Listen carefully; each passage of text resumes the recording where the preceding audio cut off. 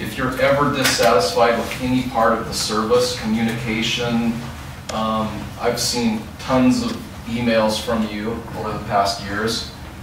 I've been satisfied. We respond to it though, that's the thing. We may drop the ball, we're fixing systems so that we don't, but if we do, give me a phone call. Let me know how you feel about anything and we'll make sure you're taken care of. Okay, I'll introduce David right prior to his presentation. Maybe you can just state your name and how many rental properties you own and where the properties are. Starting with me? Yeah. Alright, I'm Brian Scott. I live in Bluffdale, have a rental property in Orem, so I've just got the one right now. Currently in the process of doing a 1031 exchange, rolling it into either a duplex or fourplex, so it's kind of exciting. Yeah, was that all of it you asked? Yeah. Okay, that's Perfect. I'm Carl Clement, and I just have a one rental property here. It's in Lehigh. Okay, single family home? Yep. Single family home? townhome. Townhome. The one, yeah. Okay. We're Tim and Jan Blackburn. We own a property in Geneva, or in Orem, Okay. off Geneva Road, that we've been having managed by these for 2.5 years or so. Okay. Just a single family townhome. Single family townhome. Okay. Darren Eady. I have, I'm trying to think right now, I think I have 15 properties. You guys manage 6 of them, I think, now. And they're mostly around here except 2 out in Alabama. Okay. Single family, duplex, condo, townhome, stuff. How long have you been investing? 20 years? You gonna keep going? Yeah. Yeah. Different ways. I'm kind of buying back east now as opposed to here. Just the rent versus cost ratio is really good. Other places, I don't mean to take away from anything. No, anything you guys kind of do, get but nationwide. And, Yeah. Yeah. so I'm turning my rentals over to you guys as soon as the current renters are as they leave. Okay. Yeah. We'll be ready.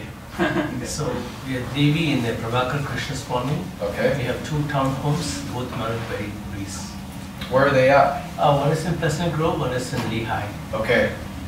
So single family townhomes, that's typically what Reese manages. We're getting into more of the bigger multifamily stuff, but I'd say 90% of our portfolio would be single family residences and townhome type products, condos, that type of thing. So let's get rolling. I'm very pleased to introduce a long lost friend.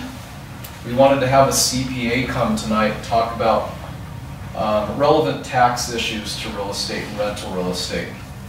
Tony found David, and I called David, and I'm like, this name, I looked him up, I'm all, whoa, this is really, really weird. I actually graduated with David 13 years ago at BYU. I was in accounting for 2 years. He was strong enough to stick with it, right? Or dumb enough. No.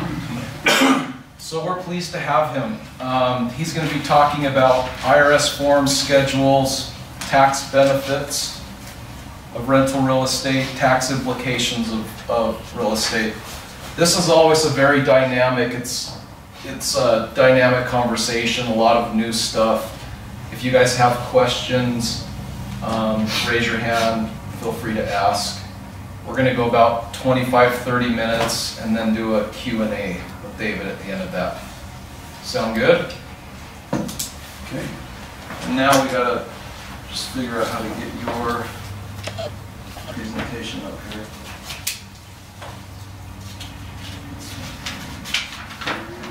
Is that it? Yeah. Cool. Okay. So I just put together a few really simple slides because I didn't want to get too heavy on the slides. And as Glenn said, you know, I want to make this an open discussion. As you guys have questions and things you want to talk about and issues, it sounds like we've got a diverse group here that has a lot of different, experience and time that you've had properties and different number of properties and so forth. And so some of this is on a very basic level, assuming that some of you are very new and some of it might get a little bit more in-depth. So let me know if you want to get more in-depth on a particular topic and we'll go there. So just getting right out of the way, you know, I want to, let's see, space bar. You have to use a screen, I think. Oh, I have to do a touch on the screen. Yeah. Pull that, can you go back to that presentation? Yeah, find yours. No, you're not seeing it right there, are you? You may need to grab Rachel. There you go. Now just play that. A lot of motion control things here.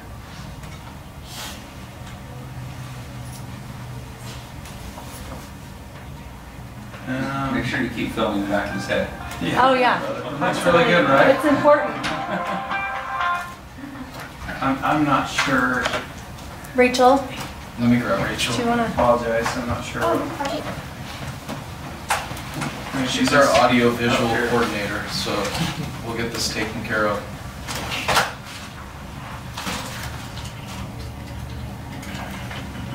Let's say resume slideshow. You need to just. Oh.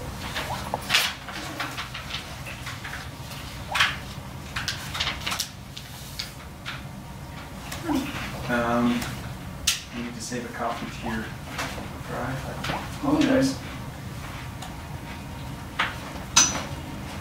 Well, I'll start talking if you don't mind, Rachel, while you're Yeah, working go this for out.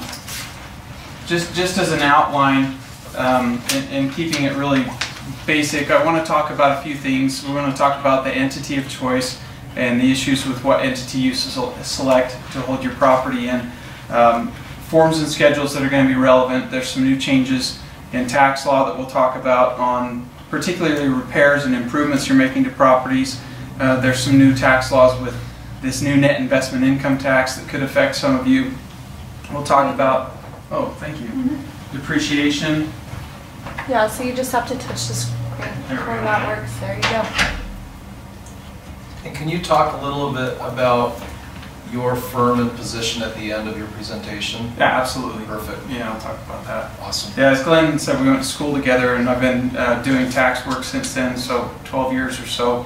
You know, mostly here at the firm I'm at, and I'll give a little more background on that at the end. But depreciation and then passive activity rules, which that's where we get a little bit more deep, but it's very applicable to all of you and what you're doing, and particularly when you're trying to plan out what your income is going to look like at the end of the year, and how your rental activities relate to your other activities on your return.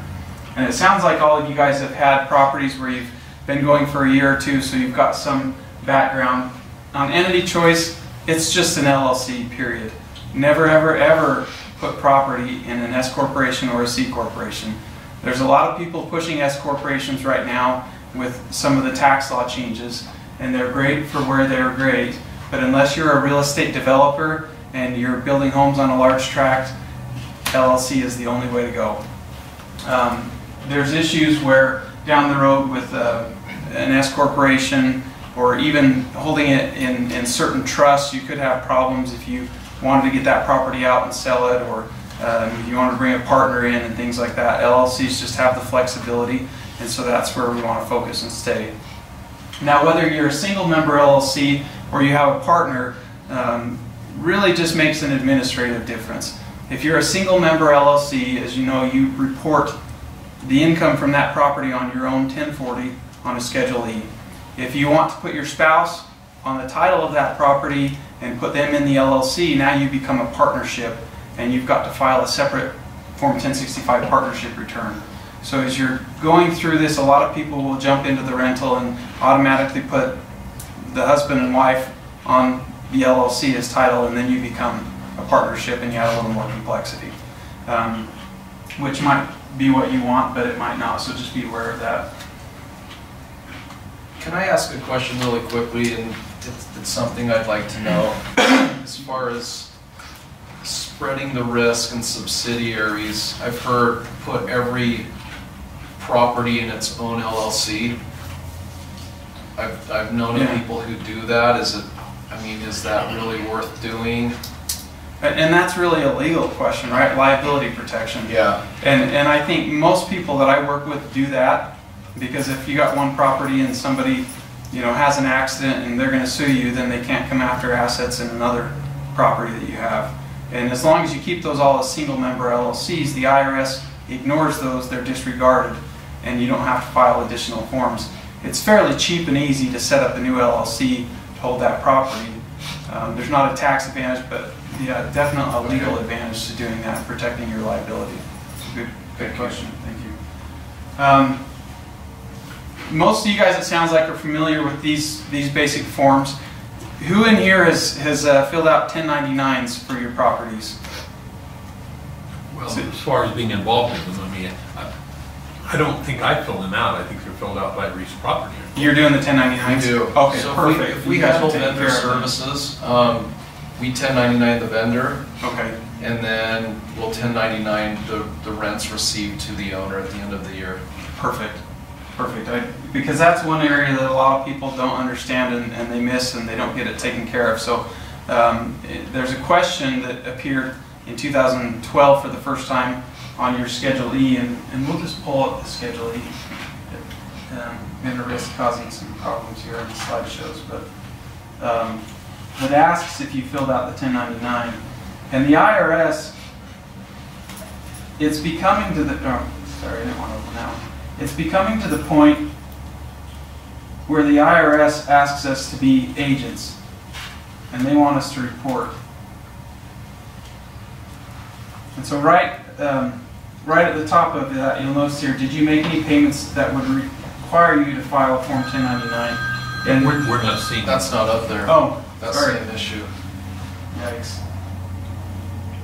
I thought that was your firm's logo or something. Yeah. I don't even know what to do with that, so we'll dispense with that for now. You guys have seen the 1099. We'll just That's Schedule E. or the Schedule E, excuse me. I'll print. I'm gonna go print 5 or 6 off. Do you mind? Yeah. Bring them in. So we will see if we can. Did it? But just so everybody's aware, you have to file a 1099 anytime you pay a service provider that's not a corporation, anytime you pay them $600 or more. So if you're paying $600 or more to Reese, technically you should be giving a 1099 to Reese as well. So they're probably taking care of that, but just so you know what those requirements are. You know, Schedule E is what sounds like most of you guys are using to file. You have several properties, or you've got partnerships set up, or is it all? They're all separate tax returns. All separate tax returns. So you're doing the Form 8825, which is what a partnership reports on. It's going to be the same as the Schedule E, essentially. And then Form 4562 is where you're going to track your depreciation. So just make sure when you're doing your tax returns that you've got those forms in there and you're keeping track of that. Now this is a little odd formatting because this is a copy paste from the IRS. So the audit statistics, it's really interesting when you look at the audit statistics. And there's been so many budget cuts that it's actually coming down. So starting right here at the top, if you have income of less than $200,000, you don't have a Schedule E or a Schedule C, your 0.4% of those returns are being audited. If you add a Schedule C, stay under $200,000, and you have less than $25,000 of income on that Schedule E, you have a 1.2% chance of being audited. It's still small, but your chances of being audited tripled once you became a property investor and rental owner. If you have that same situation, but you have $100,000 of income on your Schedule E, you jump to 3.5% on your chance of being audited. And these are the 2013 stats. They don't have the 14 stats out yet. So as I said, it's not a high risk, but you are more likely to be audited than just some guy who's got his W-2 and is going about, you know, being an employee and having a couple investments. So the important thing then is to keep really good records. And a lot of people, when they get audited, come in and they might have records to substantiate everything they have, but it's disorganized, it's receipts here and there. They'll send a couple receipts for one thing, and they've got an Excel schedule for something else.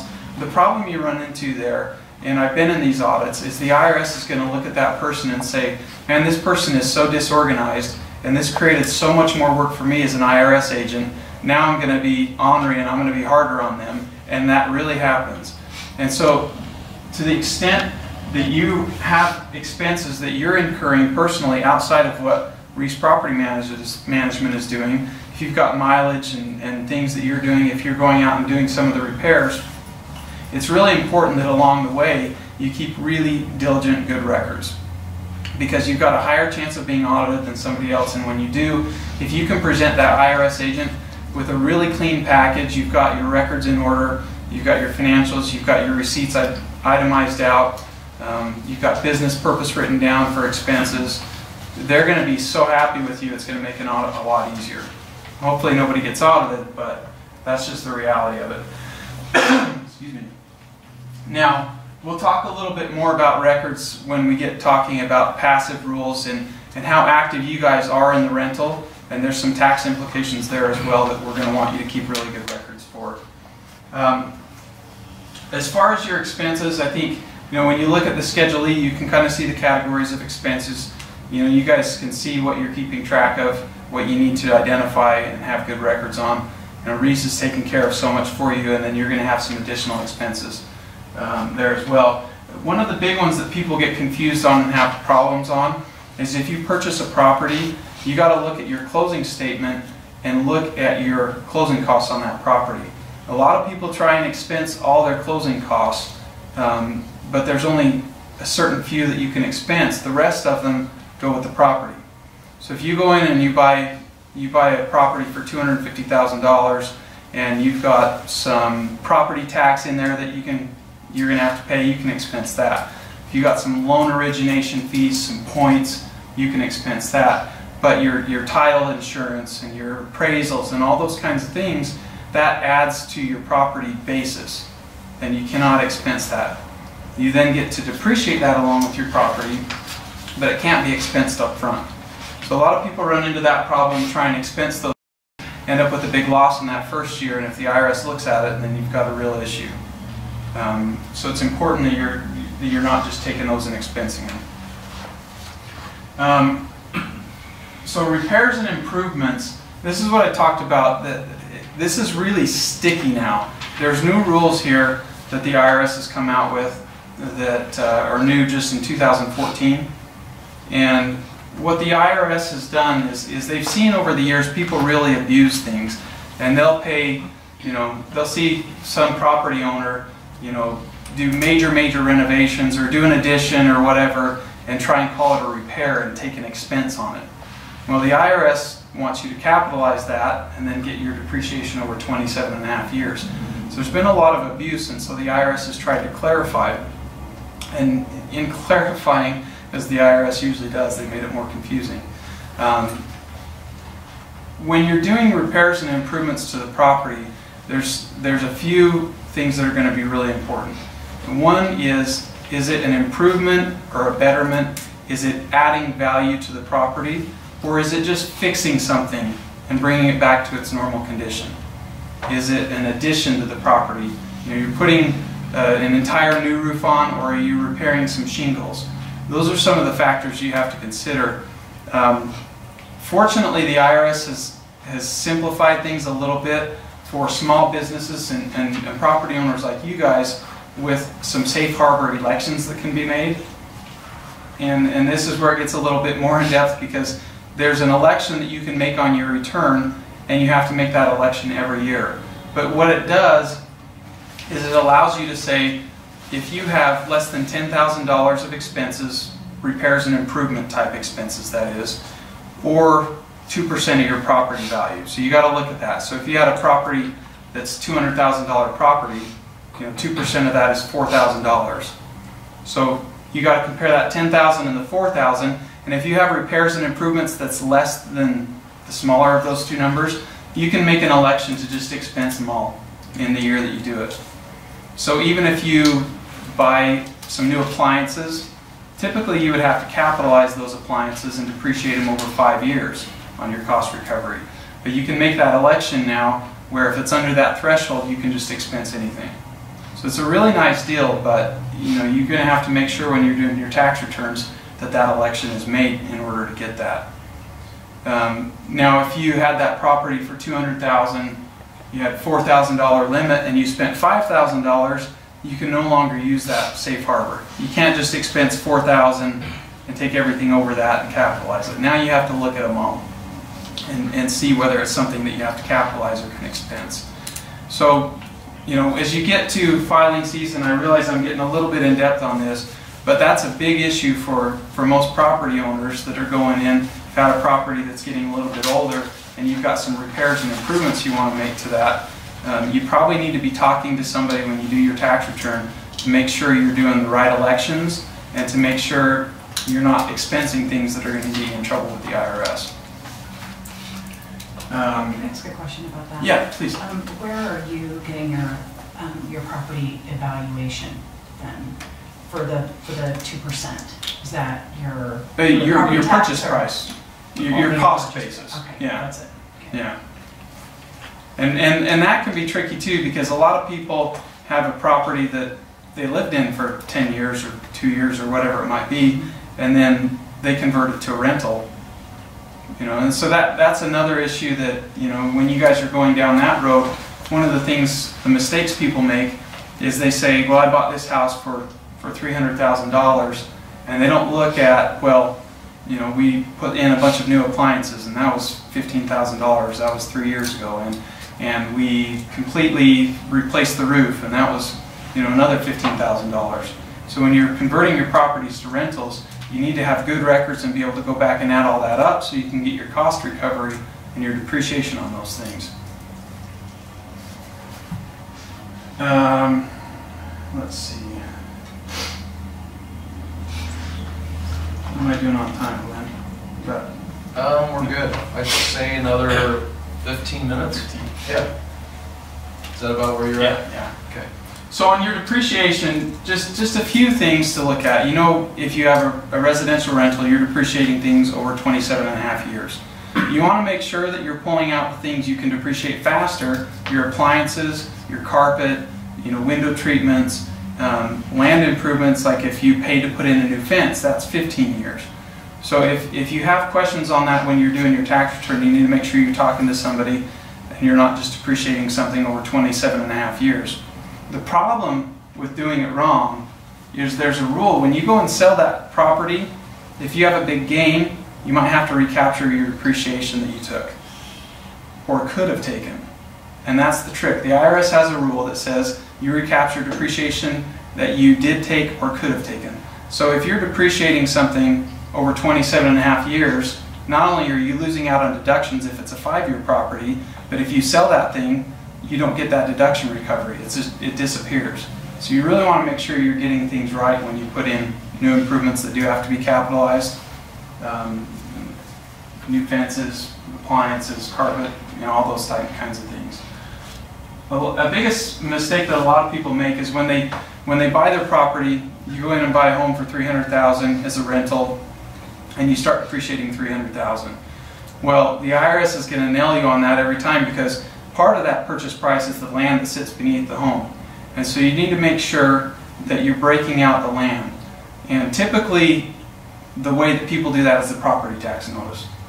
You know, property tax is going to give you some kind of breakout on your land and your building. It's usually not going to be, you know, exactly the amount of your purchase price. So typically what we'll do is just do a percentage. If the property tax notice has the valuation that the land is 15% of the total value, then you take 15% of your purchase price that you can't depreciate because it's land.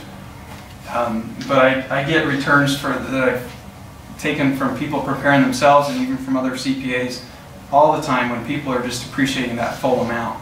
And then, you know, fortunately, most of them don't get audited, but when you do, that becomes a big problem. So at the year end, you know, a lot of people were kind of watching Congress to see what tax law changes they were going to make. And the big one that they made was they restored bonus depreciation and what's called Section 179 expense. Are you guys familiar with what those are?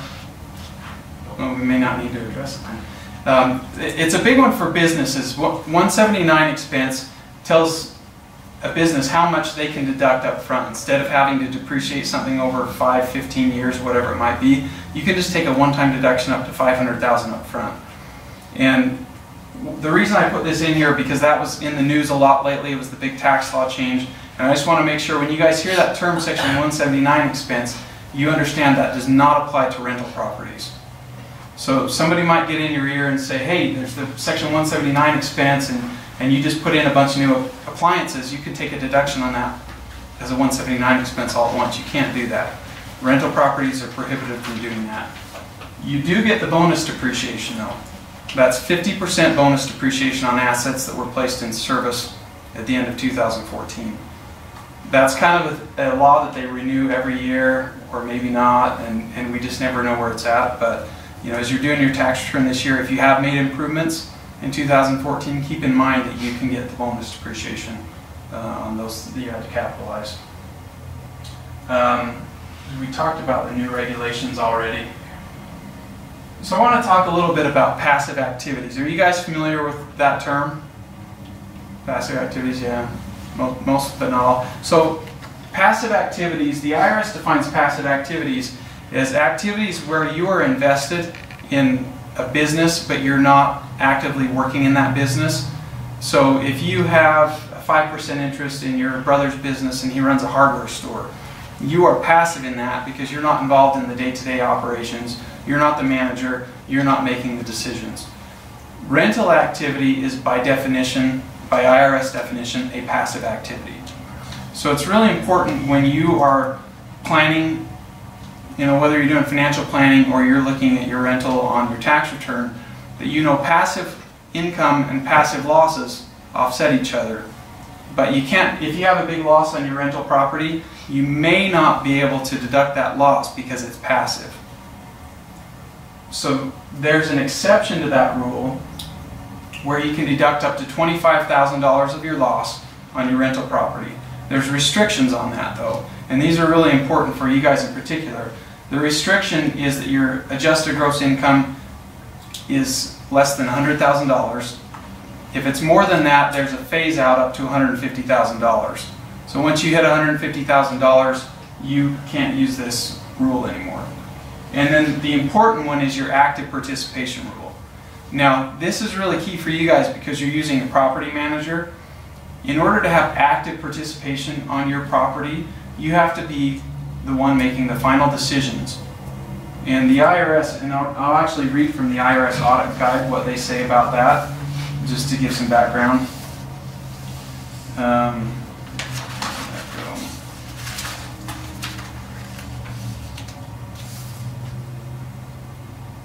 Oh, now I can't find it, of course. Oh, there it is.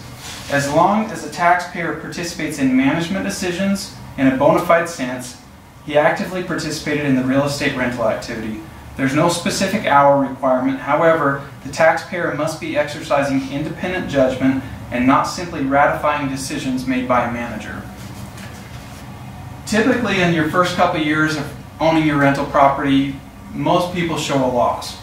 And if you want to be able to take advantage of that $25,000 loss, you can't just turn the keys over entirely to Reese Property Management and say, I don't want to do anything but get a check every month for the cash flow. You know, you need to be involved in the major decisions with your tenants, with what's going on, with what improvements you're making, and it has to be in a significant way. It can't just be signing off and Glenn or Tony comes and says, here's what we want to do, and you say, okay. You know, you've got to have some involvement in that. And with a lot of things with the IRS, it's facts and circumstances. So there's not a bright line test, like I said, with hours or exactly what decisions you have to make, but you have to have a significant role in that. And if we can let you get as involved as you'd like to be actually for this purpose. If you want to look at screening reports and be there for the decision-making process, you're more than welcome to. Just let us know. Yeah. I think there's a lot of ways around that. I shouldn't say that, but it seems like there's plenty of gray area. Yeah. As far as participation. There definitely is, and so it's a matter of if the IRS comes and audits you, what evidence do you have to support your active participation? So could you have them like send you an email just for formality saying, hey, we're making this decision or we're doing this thing? They're good. I would make sure you're not saying, yeah, okay, because that's specifically in their audit guide if you're just okaying their decisions. Okay. So in your response, you want to have some input on that and some saying, well, what about this and this, and even if you put that in writing and call later and say, whatever you want, Sure, be reasonable about it. But if you have those kinds of things, that's excellent documentation. Sure. And I think too, like a big investor who owns 10,000 units with 50 other investors is going to be very passive possibly. But I think you guys, you own 1, 2, 10 properties. You're pretty active if you think about it, right? So. Yeah, and you really are. It's just a matter of getting evidence if the IRS comes knocking, and you want to keep that in file, because if they come and they ask and you say, well, they're immediately thinking that guy's not active, and then no matter what you send, they already have that in their mind. So have the documentation ready. It doesn't have to be a lot, just a couple of emails or things like that. It's going to be great. So if you talk to your property manager about the rent and all this stuff, would you classify that as being active or it's still passive? Yeah, that's part of being active. But you may not have written records, but just verbal conversations over phone, basically. Yeah, and even make a note. Just keep a file of notes. Talk to property manager on such and such date. Here's what we discussed. Just make a note of something so you've got a record for yourself. I don't think most people are going to get challenged on this for the type of investors that most of you guys are. It's just if you get audited, you want to have something. So, we'll skip this net investment income tax for a second and go to real estate professional. And I forget your name. You've got 10 or 15 properties. Darren. Darren. Yeah. I don't know if you filed as a real estate professional or you do something else, and these are more I on think the I've side. avoided that so far. Yeah. Okay. I'm hoping to continue to avoid it. Yeah. So the reason I put this on here is if you become a real estate professional, there's certain requirements on that, and basically the big test is generally you're spending more than 500 hours a year doing real estate activities. That can be managing properties, that can be doing real estate development, real estate sales, all these kinds of things. If you get to that level where you're pushing your activity to that level, you get a separate set of rules, and it's not by default a passive activity anymore. Now it's active depending on each rental and how much time you're putting on that. So if you get to that point where you want to get there, just be aware that there's other elections that are new tax law that you can do some grouping and some other things. Now on the net investment income tax, I want to just talk briefly about that. That's another new law that came about with the Affordable Care Act, or Obamacare, in 2013. That affects individuals who have $250,000 or more in income. So if any of you are at that threshold, what this net investment income tax is, it's a 3.8% tax on basically all passive income, all investment income. So once you hit that $250,000 threshold, your rental income is subject to an additional 3.8% tax. Your interest income, your dividend income, capital gains, all those kinds of things. So just be aware that that's out there. In addition to income. In addition to your income tax. Beautiful. Yeah. So 13 was a really nasty year for me because all my clients were really mad that they were paying so much more tax, and you try and explain that what the government does. And So is that 250 adjusted gross income? Or adjusted gross income. Adjusted gross income. And it doesn't matter where it comes from, No. just if you hit that threshold, then all of your passive gets that extra. Well, all of your passive above that mark. I see, okay. Yeah. So they're stinging the big players though pretty heavy right there. Yeah, but Right. it's tricky because you get a business owner who has, $800,000 of income. Say it's a contractor or something. That contractor probably poured all $800,000 of that income back into his business and may not have the cash because he bought new equipment and so Yeah. forth. And so it's kind of big players, but small businesses really get hit. If you got a small business and a rental on the side, and it doesn't take too much to get to that threshold. So you're not necessarily getting that cash out of the business, but that's how much net income you have. So So that's kind of everything. I didn't want to, in this discussion, get too heavily into tax issues with selling your property, because there's really a lot that comes into that. There's a lot that comes into that depending on if you converted it from a personal residence, and then when you go and sell it after you've rented it a couple of years, there's implications. There's like-kind exchanges that you can do with rental properties. You know, if you have a property that's a vacation property, there's restrictions when you sell it on how much of the time you spent personally using it versus how much time you rented it out. There's a lot of issues with that. So if you have questions, if you're thinking about selling a property, I'd love to talk to you after this. But otherwise, if there's any comments or questions on anything else you guys want to talk about, I'm glad to talk about those. You mentioned the real estate professional was 500 hours a year, which would really be about 10 hours a week. What are there any other things to consider with that? Like, what is the what's the financial motivation as far as filing goes? Well, with a real estate professional, there's a number of tests. That's really the biggest one, and the IRS calls it material participation, and that makes it a material participation activity. So if you do become a real estate professional, and even though you have those 500 hours, the IRS is going to look really critically on you if you have a full-time job and you're spending another 500 hours on the side. Even if you can justify it, it's a little bit tough. If you do get there, then that takes away the rule that says all rental income is passive activity. So if you have a number of now it's no longer passive, and so now if you have losses on that, you don't have to have suspended losses. You can deduct those losses against your business income, your W-2 income. And if you hopefully you don't have that many losses, but it happens. If you have 2 or 3 properties and you lost $10,000 each, you're above that $25,000 threshold. If you're a real estate professional, you can still deduct those. But you have to look at it on an activity by activity basis. Just because you're a real estate professional doesn't mean all your activities are not going to be passive. Because maybe you're involved in 6 of them, and you have one in New Mexico that you're paying someone to manage, and you just get a check from that one. That one's still going to be passive. So that's the biggest implication.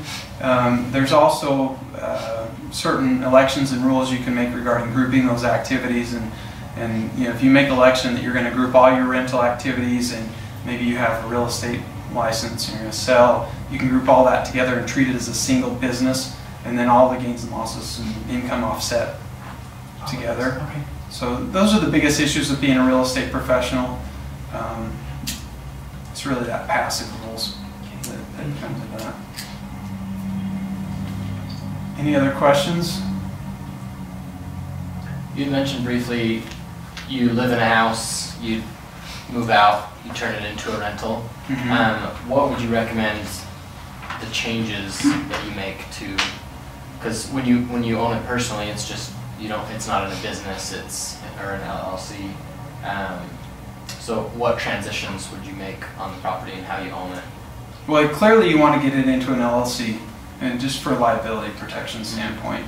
And like I said, you want to make sure you've tracked all the improvements and so forth you've made to the home over the years, so you can get the depreciation on it. Okay. That's really the biggest thing, and then you want to get risk management on it so they can take care of it for you, and it's not a mess. When you do that, you got to keep in mind what's your long-term plan with that property. Are you going to rent that property out for a year because you couldn't sell it and you intend to sell it in another year, or are you going to keep it as a long-term? The issue when you go and sell that house is, well, it really depends on how long you've held it. There's a rule where if you have a personal residence and you sell it, you can exclude up to $500,000 in gain if you're married, filing joint, or $250,000 as a single person. Once you turn that into a rental property, you taint that. So if you've got a house or home that you've lived in a long time, or a relative, a grandmother, whatever it might be, and you're considering converting that to a rental, if there's a lot of built-in gain, now you take your years of rental and you have to do a calculation to reduce that exclusion. So if you've got $200,000 in gain on it and you lived in it for 3 years and then you rent it for 4 years, you're going to lose the ability to exclude most of that gain. living in Utah too, it's so easy and inexpensive to start an LLC. It takes one day and Yeah. 75, 90 bucks online, stuff like that. And there's no reason not to. And I would also suggest that you have a separate bank account. It actually makes it easier if you just keep things separate on the property anyway. Yeah, and that's an excellent point. Especially, it makes it easier for you to keep things separate, and it makes it easier if you get audited by the IRS, because you're not digging through your personal. You're not having the IRS dig through your personal bank records, because they will look at your bank records, and if they can see that you're segregating things out, you've got separate accounts and so forth, then they're also going to be a lot happier and think that this person's a professional. They know what they're doing, and they're keeping things clean. So I appreciate you bringing that up. It's very important. Anything else? Okay, well, you've got my contact information. If anybody wants a card, I'm glad to pass out cards. And if you have questions, I'm glad to think of things later. I'm glad to help you out. Just give me an email or give me a call. Thank you, David. Okay, we're gonna take 2 minutes. We've got some snacks out here, drinks, restrooms down the hall. Will be about another 30 minutes. Sound good? Questions? It's what I prefer. I use a CPA to do my tax return. I have a CPA license. The reason I do that is because they stay up and ahead of what's going on, and then I can access them during the year before or after I do things. So it's a great relationship. It's more expensive than TurboTax, H&R Block, but I think you get what you pay for. How much do they normally charge?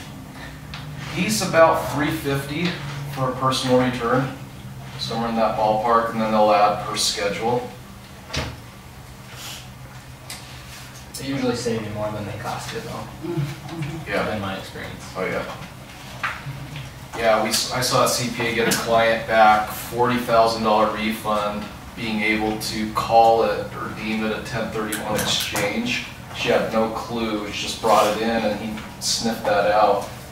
They worked with a lawyer, and it was $500. So, okay, Darren, you are Mr. I think you're the chief investor in the room.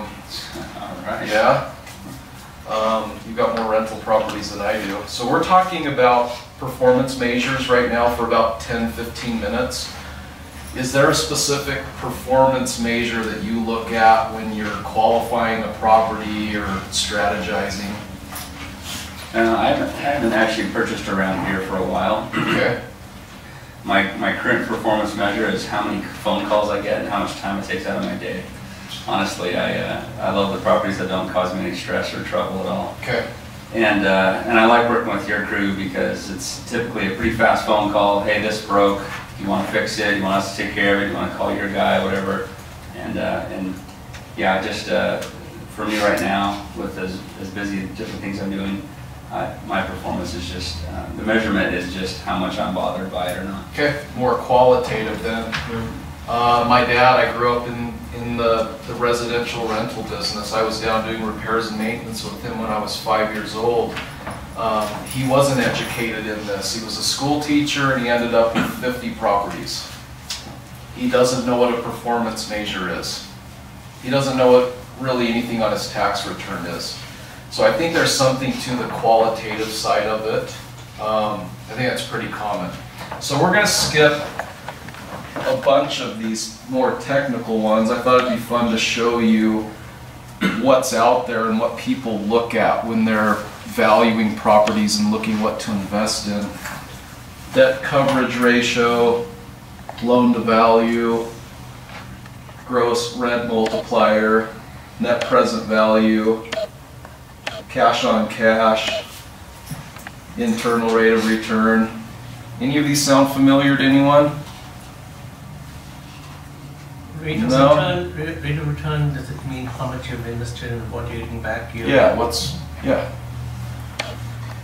And then the last one, capitalization rate, which is one of the more technical measures, but it's the one that we use in professional real estate. So we're going to hop into that one. I think you're going to learn a lot from it.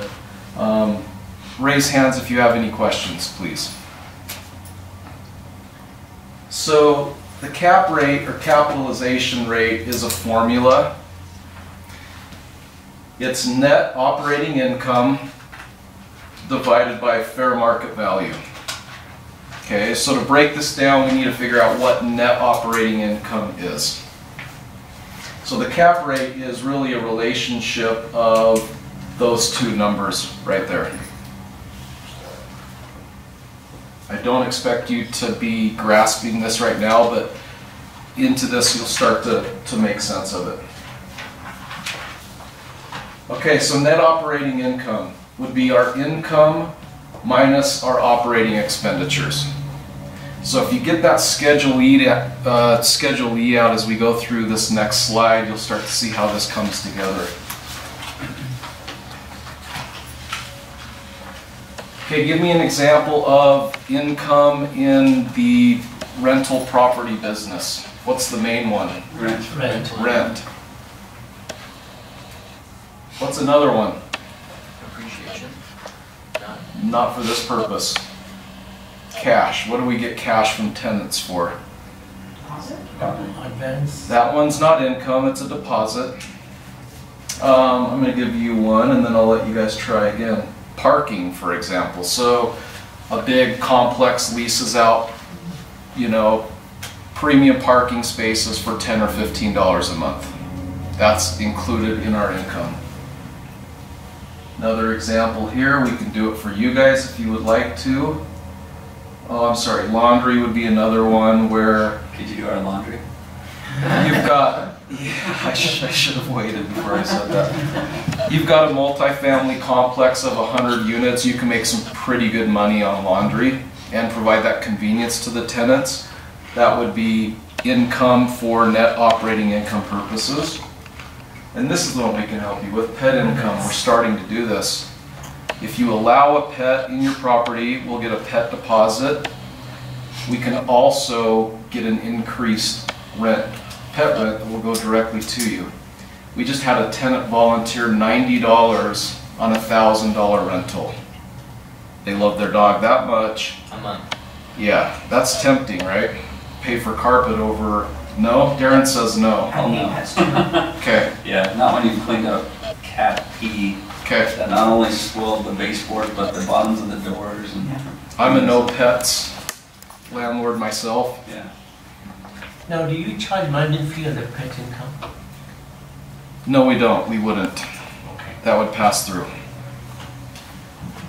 What about certain like utility upgrades, like certain, that's something that I've had, before I was with you guys, I had to handle certain tenants who were like, I want this internet, and that was a pain. Yeah. And I should have said, okay, I investigated it, it's $65 a month. They were sending me 65, you know, I'm hoping they're sending me the 65, that was a pain. But that's the only other thing. Yeah, you'd throw It's that in marginal, there. you know, Yeah, it'd be a utility income, and then you deduct the expense of what it cost you, right? Right, You may lose on that, yeah, I did. right? Yeah, I'll So, tell you that I did. perfect. Okay, I've got candy bars. What are some of the operating expenses? Reese management fee. Landscape, like, or lawn care. Landscape maintenance, lawn care, HOA, Utilities. utilities, any more? These are all the numbers you need to have when you go get your tax return Broken done. You guys appliances. have a schedule E. Broken appliances, repairs and maintenance. Okay, so look at that Schedule E if you want to, and here they come.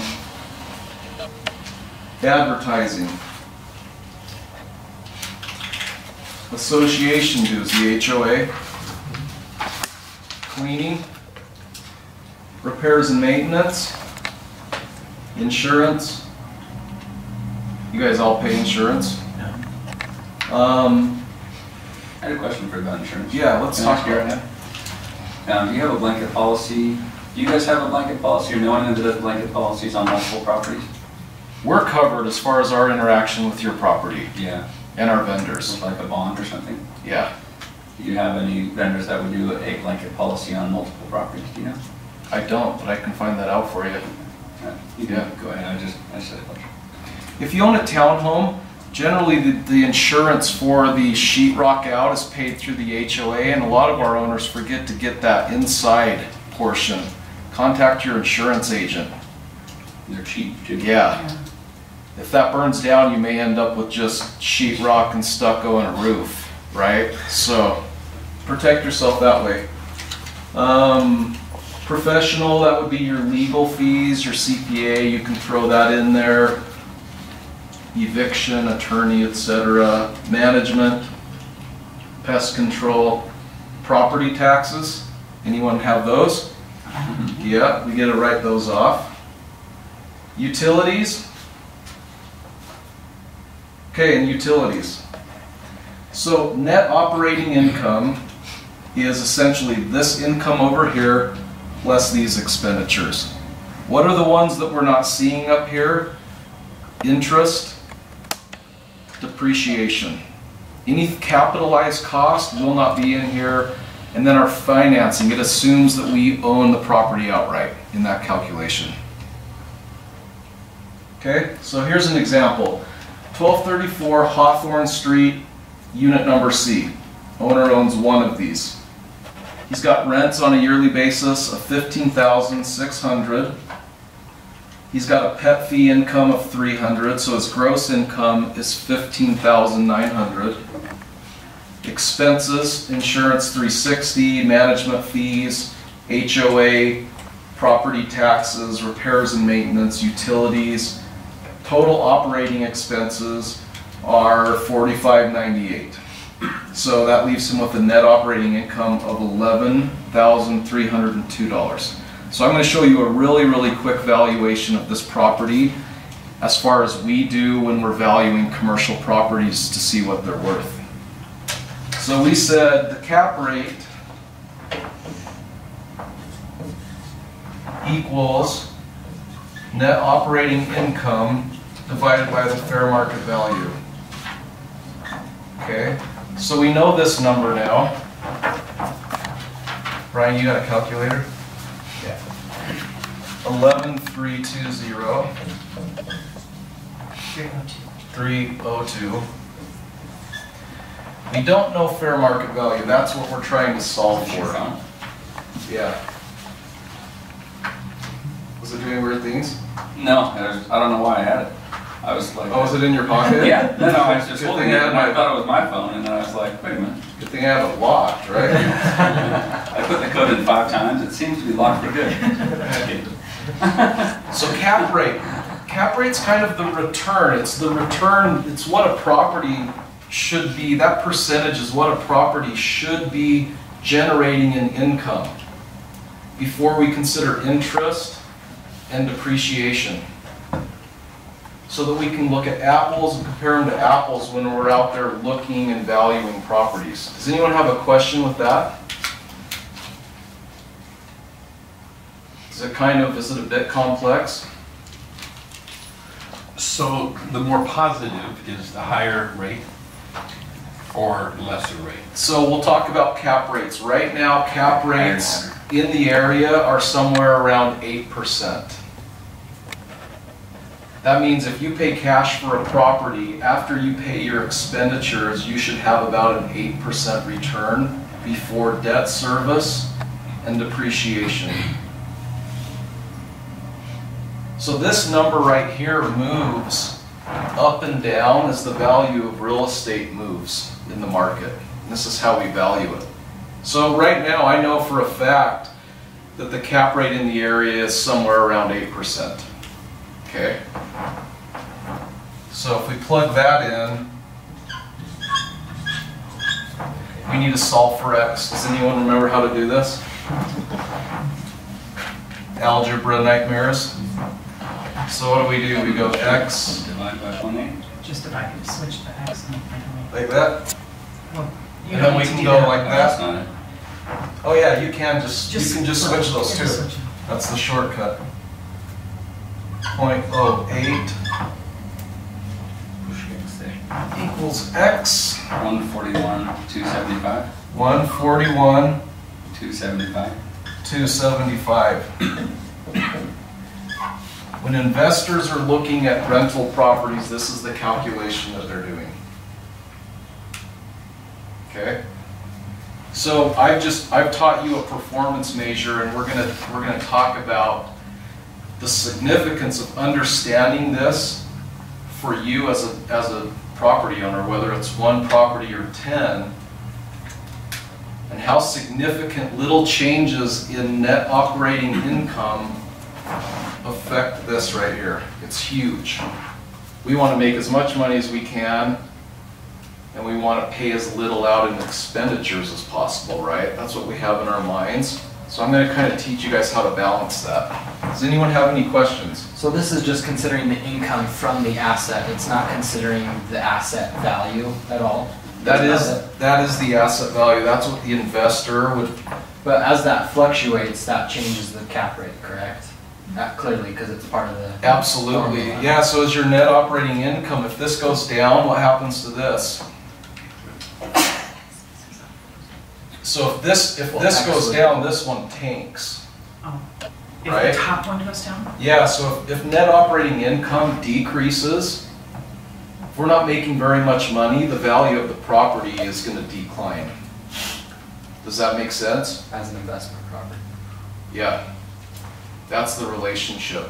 If I've got a property that's making just tremendous net operating income, I'm going to make more when I sell the property.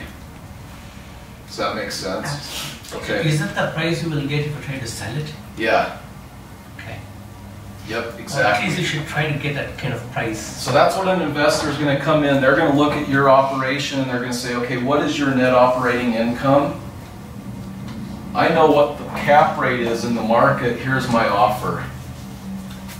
BYU Housing, BYU Contracted Housing has cap rates down in the 5%. So how did you come up with this cap rate of 8%? Okay, here's how we come up with it. We look at a property that sold a week ago, and we figure out what their net operating income was and what their sales price was. And you solve for the cap rate. And then we solve for the cap rate. So we can look at comps all day long on the MLS, where the listing agent or the owner is presented what net operating income is, and then we know the sales price. So I think to better phrase my question from before, the cap rate doesn't include, it just takes into account the income generated from the asset, but if you can make money at closing, so if that's the market value and you can It negotiate. would have nothing to do, yeah. It would just be extra money that you're making on the property. The cap rate's just in Yeah. reference to the income Absolutely. as compared to the market value. Yep. Okay. Yeah. So- It doesn't account for appreciation. It's more like purchase price is 141, Yeah. and that's how you look at it at the time. But as you appreciate, your cap rate actually goes down, but really you're gaining money from the appreciation. Yep. So it's not like the cap rate's really going down. Yeah. Seller wants a really low, they want to sell at 4%. They want to sell at the lowest cap rate possible. The buyer wants to buy at the highest possible. They want as much bang as they can get, right? So if you can buy low and immediately have a higher cap rate than what you paid for the property, as far as the market value, then you're making money. on Yeah, both if you can ends. go buy, that's what investors will do. They're going to go look, so we'll talk about net operating income. What if an investor sees that this 20-unit complex has one gas meter and the owner pays for the gas? What do the tenants do in the winter? We'll run it all day. When they go home for Thanksgiving, do they turn it down? They don't care, they just burn through the utilities. The owner pays for that, right? So that expense is high. Net operating income is lower because of that. And that affects the purchase price, right? So the investor will come in and they'll buy the property, they'll re-meter it and put 20 gas meters on the property, run it for 1 year, change net operating income, and then sell it. And you look at that multiplier, it's huge. Well, and that's why we all wish we had loads of cash in 2009, so we could Yeah, buy everything and rent to everyone that wasn't qualified. yeah. So I think you guys understood this really well. Now we'll get into some of the things as managers and landlords and owners that we can do to favor our net operating income. We do affect it. Any questions? So why do you not consider the interest?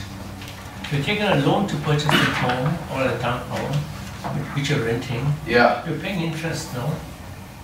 Interest is important because that affects your ultimate return, but it's a way to compare apples to apples. So it's independent of any type of financing.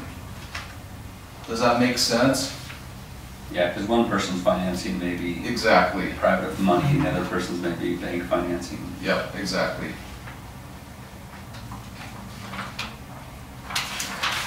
Do you have a line in the sand that just you personally, and maybe you as well, that you won't look at a property that has a cap rate below X? I definitely wouldn't want to make less than 8%. Well, the cap rate, Particularly in the cap 12 rate month. is the market cap rate, so it lets you know what you're gonna pay for it, Oh, right? Yeah. So you know what to pay for it to get value, and then you start thinking about other things like location, the type of tenant I'm gonna attract, there's all sorts of things. Because BYU cap rate at 5% is typically a really decent tenant. Exactly. With lots of rules and lots of. Higher rent because there's limited resources, and there's a reason that cap rate's low, that's exactly right. Okay, so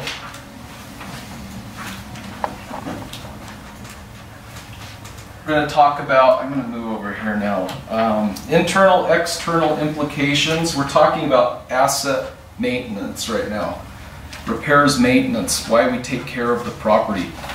There are internal and external implications. And external would be if we let a property run down. Here's an example. We manage a 30-plex on 33rd South in Salt Lake.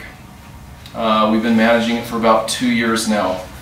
When we took over management, there was a full-time SWAT team at that property. There was so much drug activity. So you imagine how that one property affects that block of what's coming in, in and out of that neighborhood. A lot of that had to do with what we'll get into, deferred maintenance, the treatment of that asset.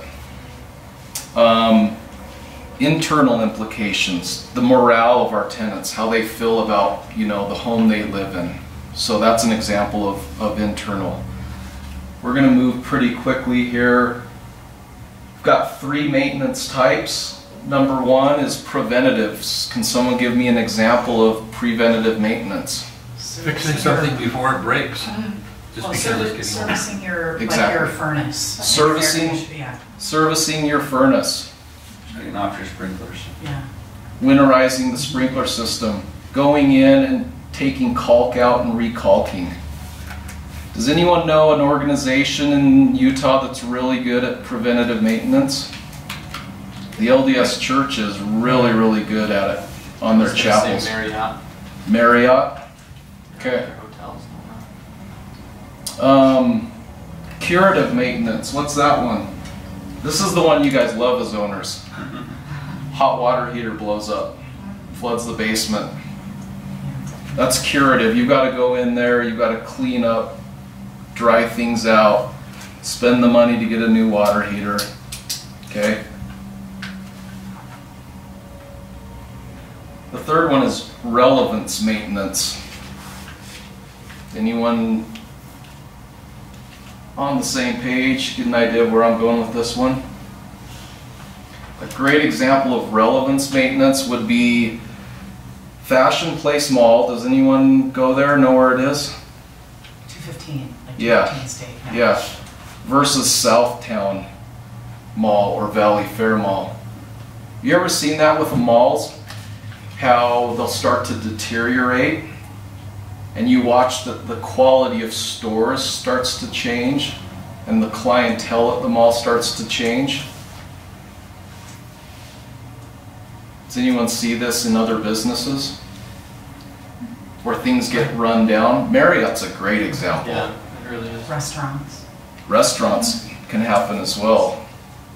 The owners don't even know what's happening. It happens so gradually.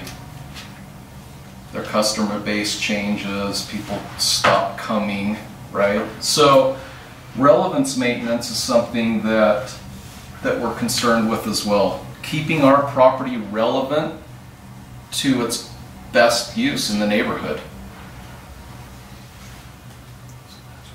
Okay, the avoidance of number 1 through 3 above is called deferred maintenance.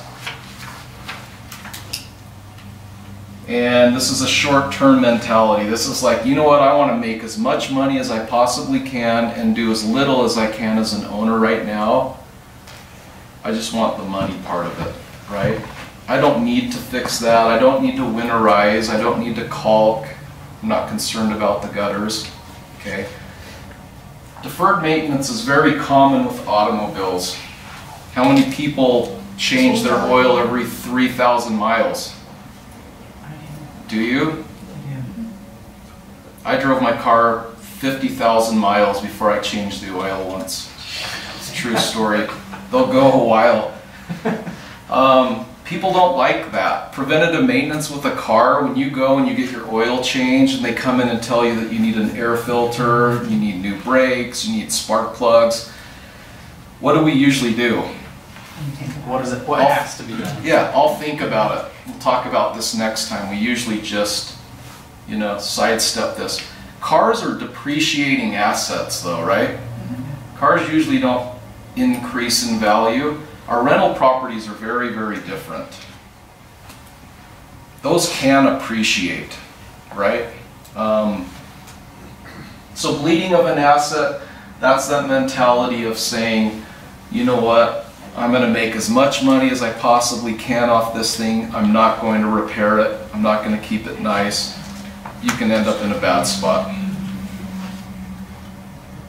Any questions? No? Okay, how might deferred maintenance change our net operating income? Let's think about it. What number is it really going to hit? It's going to hit 2 that I can think of. You guys remember? You could hit the value. The value, right? So it's going to change the value because it's going to change the net operating income. Does it affect income, deferred maintenance? Not initially. I think you'd get less rents over time. Less rents over time? As it depreciates. More vacancy? Yeah, that number will go down. What number on the expense side is going to go up with deferred maintenance? Eventually you'll have them. Repairs and maintenance, exactly. That will catch up to you. Does everyone get that? Okay. And they're usually more expensive Yeah. because you've deferred it. Absolutely. Causes a bigger problem than it needed to. Absolutely. Okay, now we're going to talk about owner-tenant relationships. This is our last slide. Quality tenant attraction. We have competitors who charge 10%, we charge 8%. The reason we do that is we want to keep this relationship ongoing. If you hire us and find out that someone can do the same job for less than us, you're, I shouldn't say stupid, but you're not smart if you stay with us, right? That's how consumers, how they move. So we try to give you a rate that's sustainable. We need to do the same thing when we think about tenants.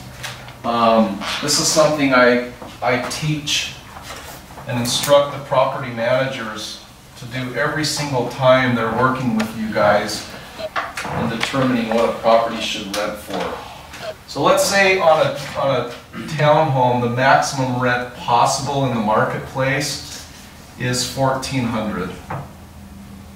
And let's say the average low is somewhere around $1,250. What number do you guys want every single time? You want the 14 every single time, right? That's one of our biggest challenges doing this. Well, I was just gonna say, it kind of depends on the renter though. I mean, It does. on the hassle that you're gonna have, or, you know, like pets and so forth. Yeah. Because we'll definitely take less if we know there's not gonna be issues. Real estate's, it's a very uninformed market. It's one thing I learned in school, that you may put it at 14 and someone bites like that, boom. They don't know. They're gonna find out though, right? And a lot of people who look for these will be the people with lower credit scores, history, pets, those types of things, right?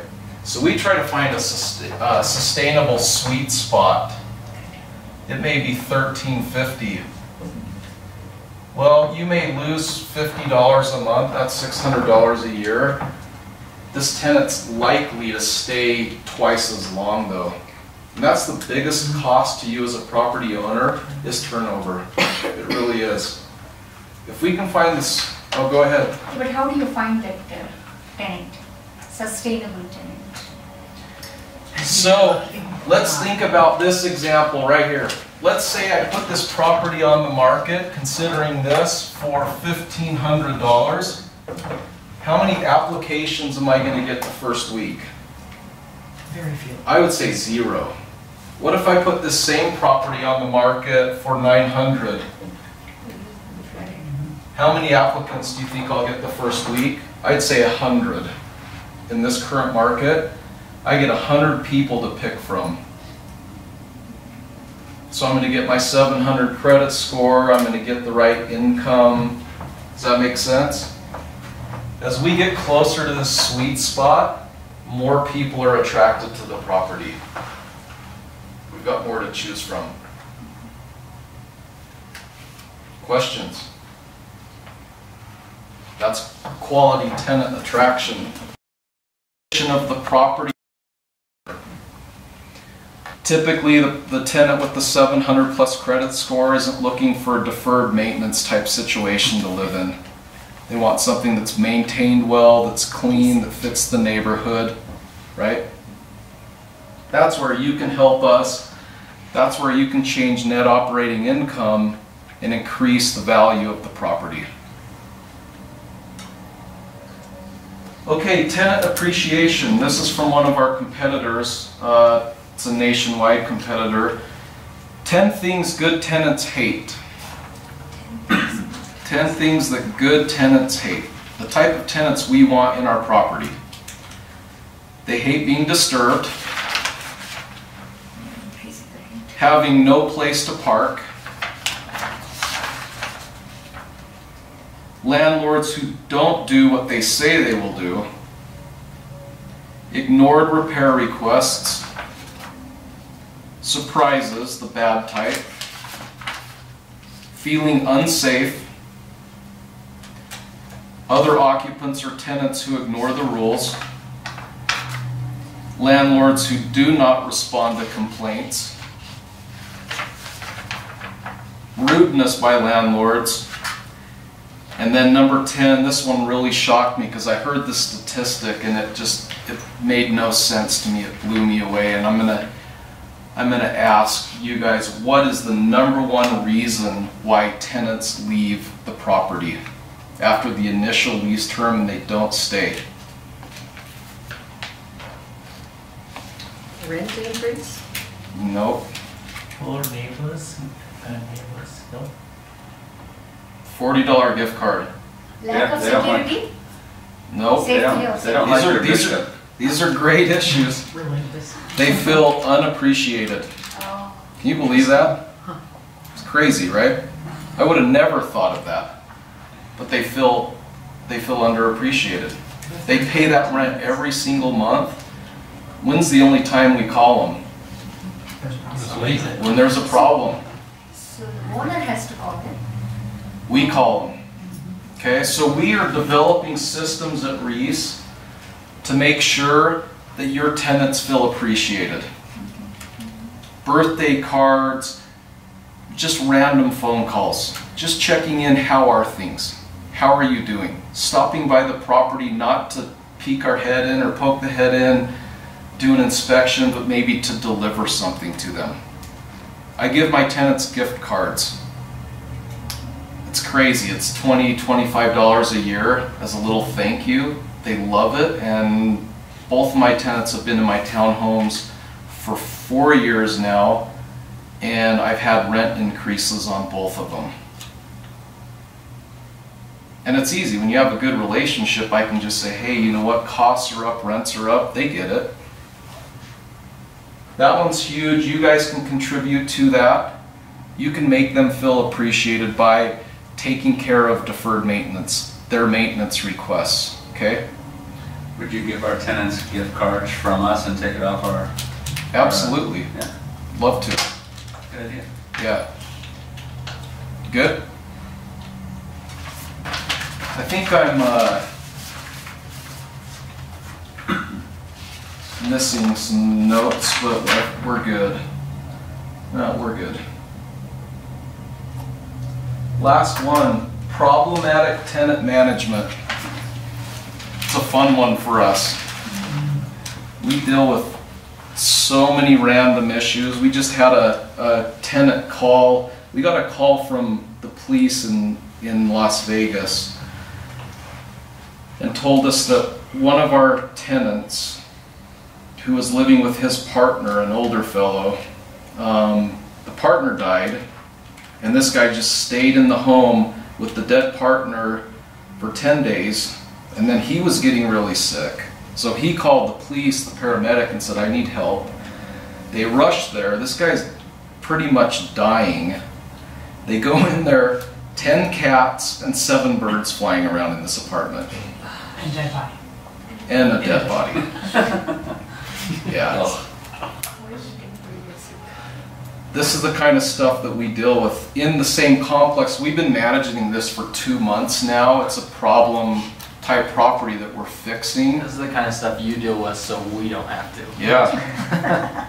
We had a stripper, we evicted her, and she left her dogs in the unit to die. So we went there and we finally got the okay to take possession of the property, got in there, and as they were opening the door, the dogs are being pushed because they were waiting at the door and they're decomposing. Soupy dogs. Yeah. Yeah. So she has a felony now. So not only was she evicted, that's a felony, I think anywhere, definitely in Nevada. So we're dealing with all of these issues. We're learning how to deal with problematic tenants because they exist. Even tenants with good credit scores can be problematic. They can over-request sometimes. They can be too picky. We filter that. We're looking at that for you. If we feel it's tenant caused, they're going to pay for it. If we feel they're asking for too much, we're gonna, I shouldn't say shut them down, but we're gonna stop. They ask you for light bulbs. Yeah, exactly. Yeah. Yeah, exactly. Somewhere. Yeah. We've just partnered with Kurt Coolmore. It's a law firm in Salt Lake. They are the best law firm in property management in Utah. We've got access to them every single day for your needs and your issues. So any tenant issue that arises, we can call Coolmore and they'll advise us on it. It's awesome. So what we're going to do with problematic tenants, we're shortening our grace period at Reese. So rent's due on the 1st, you've got 3 days to pay it. If we don't have it by the 5th, we're serving 3-day notices. We're getting discounted eviction fees with them that we can pass on to you directly, and we're just going to start getting very aggressive with these people. It's one thing, I've seen so many owners get emotional and say, you know what, let's work with this tenant, let's give them the benefit of the doubt. Darren, have you ever done this? Felt sorry for a tenant? You have. It's easy, right? Yeah, and 6 months later and they haven't paid rent and you feel like a schmuck. Yeah. That's what happens. That's the worst, that's the most substantial cost in property management as an investor or an owner would be a bad tenant who's getting behind on the rent. So is it harder to evict a tenant that you've let go for several months than it is to evict a tenant on like the first offense? Not necessarily. I think the procedure will be the same. I don't know how a judge may look at it and say, hey, wait, what are you doing here? You let this go on for 3 months or who knows, 6 months into it, 6 months behind, they could start claiming anything. Verbal arrangements were made, this and that, but if we do it right in the beginning. What kind of time frame are we talking for eviction? Eviction right now is about 2 weeks in Utah. So the process, I'll go through it really quickly, is a 3-day notice. Which means? you have 3 days to pay, for example, or get out of the property. Piece of paper that gets put on the door. Yeah, we serve it. So it's effective, I'd say, about 50% of the time. A lot of these people have been served before, and then the manager doesn't take action, so they ignore it. But if they don't move out and they don't pay, we then get the attorney involved and we serve them a lawsuit. They now have another period to respond. If they don't respond to the court, the judge will just kick them out. And we literally go over with the sheriff, and the sheriff says, you need to leave, and he'll stand there while they pull all of their stuff out. That's kind of how it works. Is it real time now, or is it still like a 30-day issue? It depends on the. It's about city. an unanswered eviction. Right now it's going to be about 2 weeks. Yep. So that's why we're doing this. We have the security deposit that covers 1 month's rent. If we start the eviction on day 5, let's get them out in the current month and get the property ready and start over. Okay, we're very stringent now too in our screening, where we have minimum credit scores, income to rent ratios. Any exceptions are reviewed by me personally. So I make that call, and it's one that I have to sit down with you face to face if something goes bad and tell you exactly why I made that decision. A really good example of that would be a family who had a short sale 2 years ago and their credit score was affected. But I look and see that that's the only thing that's ever been negative on their, on their report. I can make exceptions. So that's the presentation. Does anyone have any questions? One question. Yeah, Darren. So I have one property that I had a worker at that I knew, and he got back to me and that you guys manage and said the place is a mess. Like inside it is just a mess right now. And I was wondering if you had anything that you're going to put in place that would kind of notify us maybe twice a year.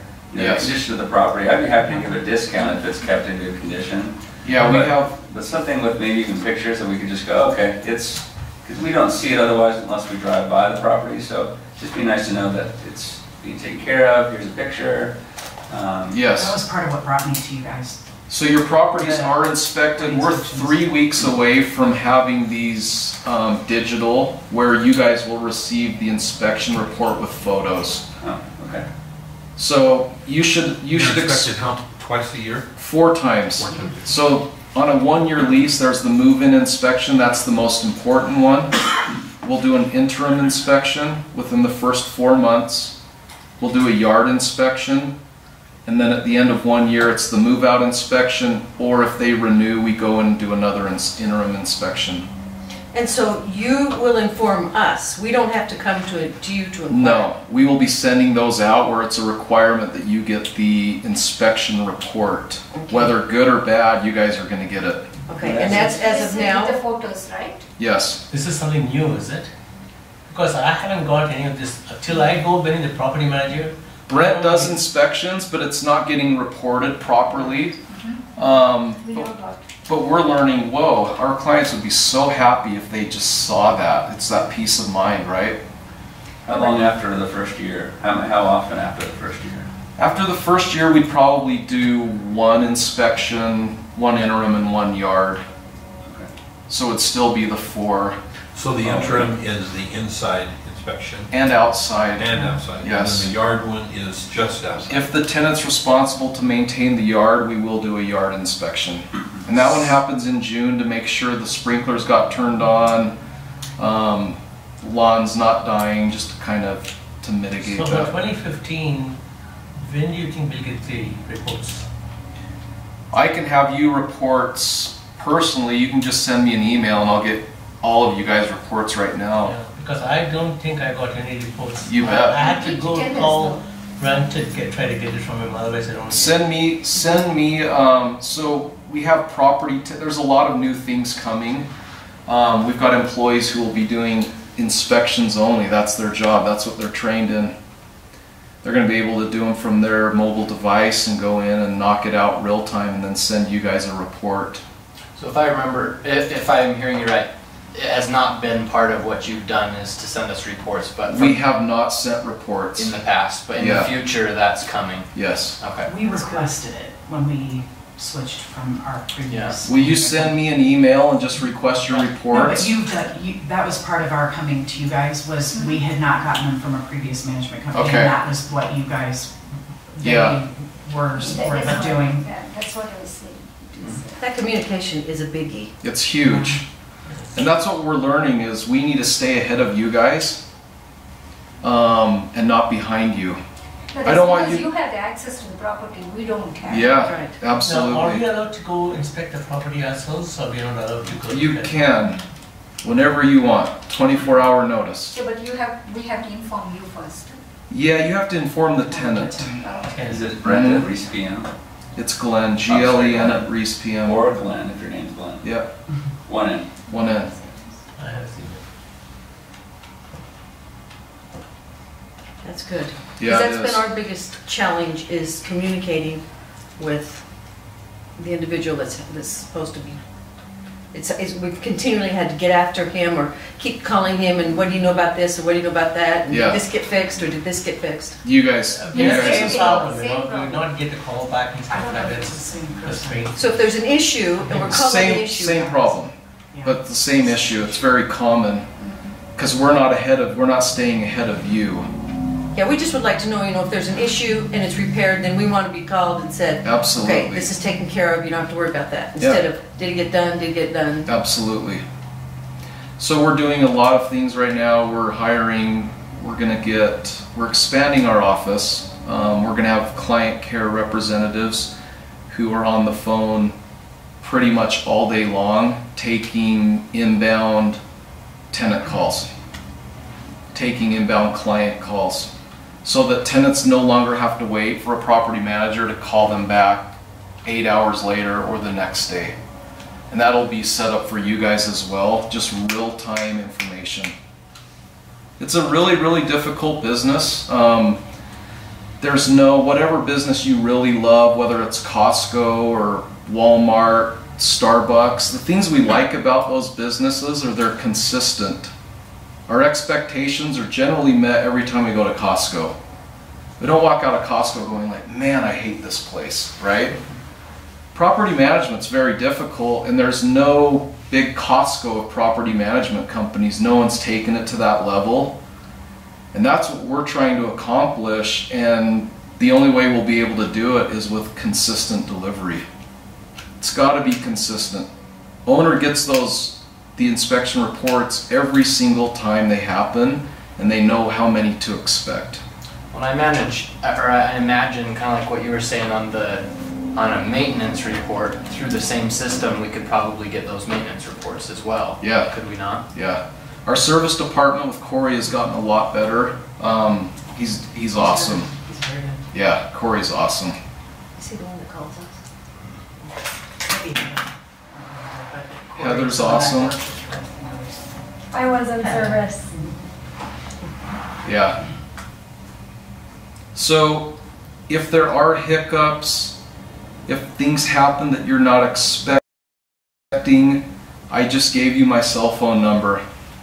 And trust me, I will never ignore a client. Ever. I'll meet you, I'll drive to meet you, come in here, we will fix any problem that you ever have if it's reasonable. Maybe you should add like tenant appreciation, client appreciation also. Client appreciation, that's service, right? Yeah, that's a service. Yeah, that's how we'll tell you we appreciate you is through service. As she has been saying, communication is the really. I know this because I get your Email. husband. I get it. I see it. Scratch my head every time I see it. Okay, we did Q&A. We're going to do 4 of these yearly, and we're going to be changing the subject matter and the content. Quarter 2, we'll probably have our attorney come down and speak about evictions and things like that. So we'll get really technical. These will be value add, and I hope you learned something.